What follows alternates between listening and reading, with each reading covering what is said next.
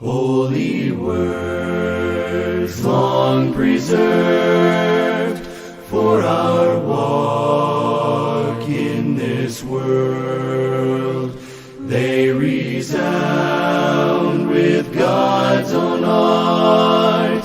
Oh, let the ancient words impart words of life, words of hope. Give us strength, help us cope in this world where'er we roam. Ancient words will guide us home.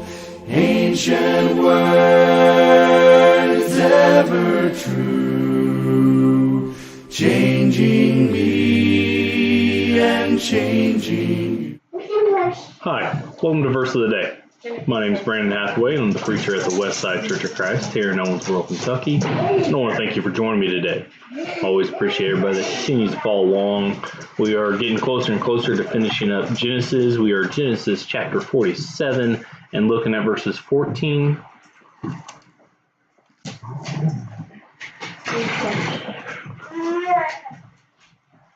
All right, so 14, 17, and 20. I thought it was 13, 17, and 20. And Joseph gathered up all the money that was found in the land of Egypt and in the land of Canaan in exchange for the grain that they bought. For Joseph brought the money into the Pharaoh's house. 16? 17.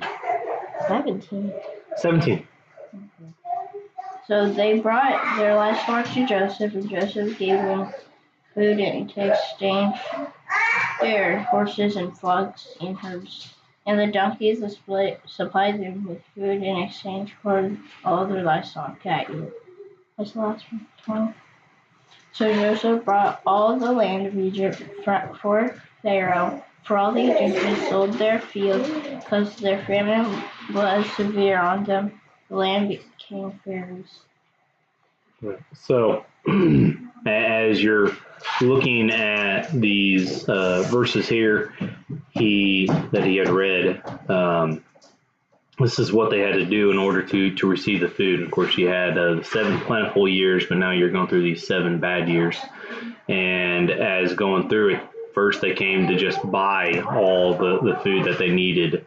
But as for 7 years of buying food from one place and not being able to really grow your own, they ran out of money. And so, again, Joseph was in charge of all this. And so he came up with the idea, all right, well, give us your land. And so they sold him his land for food. And then they ran out of land. And so that they wouldn't die, livestock and then land.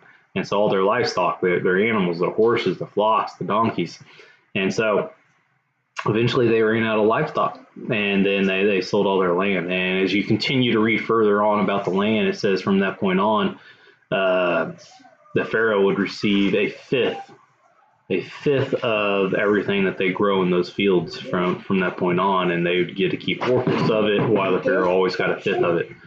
And so I think it just, again, speaks to the wisdom that Joseph had, and being able to make sure he continued to charge them, and that's probably a way in which he was able to ration and portion out the food still. And again, you understand why the Pharaoh will probably continue to love having Joseph around, because the wisdom that went into that to gain all the livestock and all the money and all the land, became very wealthy during a very tragic time, right? And so, anyways, it's always interesting as you see how that took place. So that's what I got for today on the verse of the day. I hope that everybody has a blessed day today, and if the Lord wills, I'll talk to you later. Goodbye.